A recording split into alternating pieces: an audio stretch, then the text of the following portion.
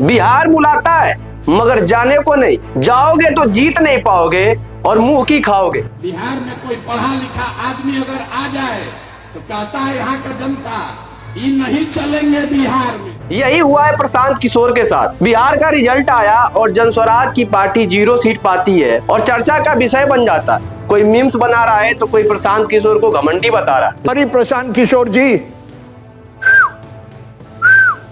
क्या मतलब?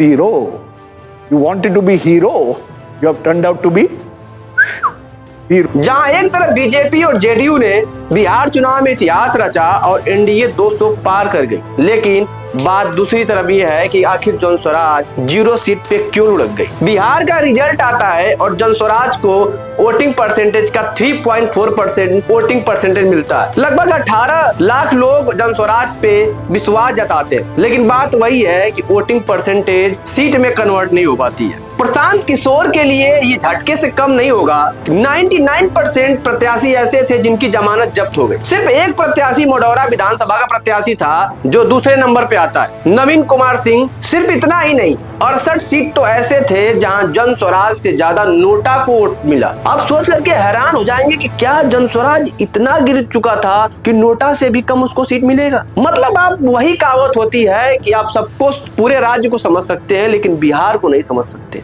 बिहार अपने आप में एक विचारों का संग्रह है। उस विचारों को जनस्वराज भेद नहीं पाया, प्रशांत किशोर उस विचारों को भेद नहीं पाए। ऐसा नहीं है कि प्रशांत किशोर की पार्टी ने लड़ाई नहीं लड़ी, लड़ाई लड़ी, खूब लड़ी। लगभग 39 सीट ऐसे थे जहां महागठबंधन और एनडीए को पूरी तरीके से झकझोरा, लेकिन उसका फायदा भी किसी सीट पे महागठबंधन को हुआ तो किसी सीट पे ओवैसी को हुआ तो किसी सीट पे एनडीए को हुआ। आखिर जनस्वराज की कमी कहाँ रह गई? प्रशांत किशोर का तुरुप का इक्का, जो खुद कभी जेडीयू के साथ जुड़े, कभी बीजेपी के साथ जुड़े, तो कभी ममता को मुख्यमंत्री बनाया तो कभी केजरीवाल का साथ दे करके उनको दिल्ली के सत्ता में बैठाया। कभी साउथ तो कभी नॉर्थ राजनीतिक क्षेत्र में प्रशांत किशोर का बहुत बड़ा कद है। एक रणनीतिकार के रूप में शायद ही ऐसा कोई राजनीतिक विशेषज्ञ होगा जो प्रशांत किशोर को नहीं जानता हो। लेकिन आखिर प्रशांत किशोर कहां चूक हो गई? इसी सच्चाई को हम इस वीडियो के अंदर बताने वाले हैं। उस सच्चाई को इस देश के हर एक लोगों को समझना हो। पॉइंट नंबर 1, प्रशांत किशोर पिछले 3 साल से लगातार बिहार के अंदर जनता को जगाने का काम किया। जनता के पास गए, घर घर गए,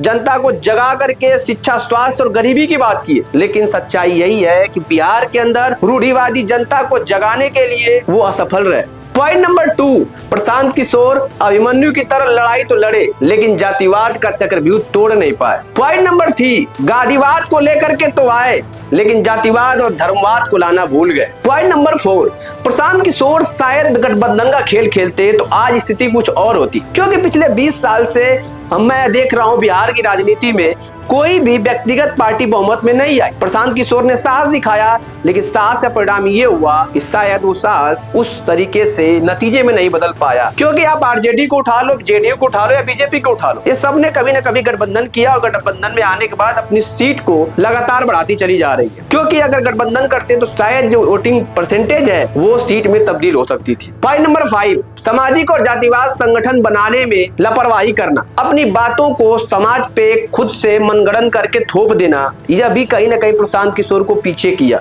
वरना आंकड़ा का खेल प्रशांत किशोर अंकों में बदलना अच्छे से जानते थे, लेकिन ये चूक गए। पॉइंट नंबर 6, राजनीति के अंदर जुमला चलता है, झूठे वादे चलते हैं, पैसा चलता है, लेकिन प्रशांत किशोर ने इस सारे वादे को खारिज कर करके साहस और ईमानदारी चुना। साहस और ईमानदारी के साथ चुनाव लड़े। हार और जीत ये राजनीति का खेल है, लेकिन मैं उनके इस विचारों के लिए उनको सल्यूट करता हूँ, क्योंकि उनका विचार डगमगाया नहीं और ऐसे उन्होंने जुमला करने से बचा।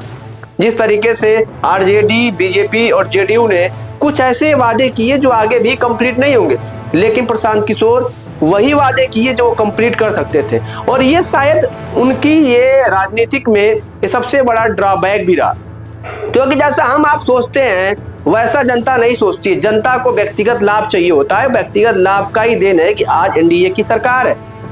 अगर सरकार है डेमोक्रेसी के अंदर तो मैं उसकी आलोचना नहीं कर सकता, क्योंकि लोगों ने चुना है और ये लोकतंत्र है। लेकिन प्रशांत किशोर की हार कहीं ना कहीं बिहार के ऊपर अंगुली उठाती है। बिहार के ऊपर कहीं ना कहीं वो संशय पैदा करता है कि दूसरा इंसान, वो ईमानदार इंसान, वो साहसी इंसान कभी क्या आपके लिए खड़ा होगा। ये सबसे बड़ा मुद्दा है। आप भी कमेंट में बता सकते हैं कि क्या जिस इंसान ने यूनाइटेड नेशन में काम किया, जिस इंसान ने मोदी को विजन दिखाया, जिस इंसान ने केजरीवाल को स्वास्थ्य और शिक्षा में काम करने के लिए निर्देश दिए, जिसने कैप्टन अमरिंदर सिंह के काम किया, जो नीतीश के बहुत बड़े एक राइट हैंड थे, उसको बिहार की जनता ने नकार दिया। क्या असली वजह है? मैंने तो अपनी सारी वजह बता दी, लेकिन आप भी अपनी वजह कमेंट बॉक्स में जरूर करिए। मिलते हैं नेक्स्ट वीडियो में, तब तक के लिए जय हिंद, जय भारत।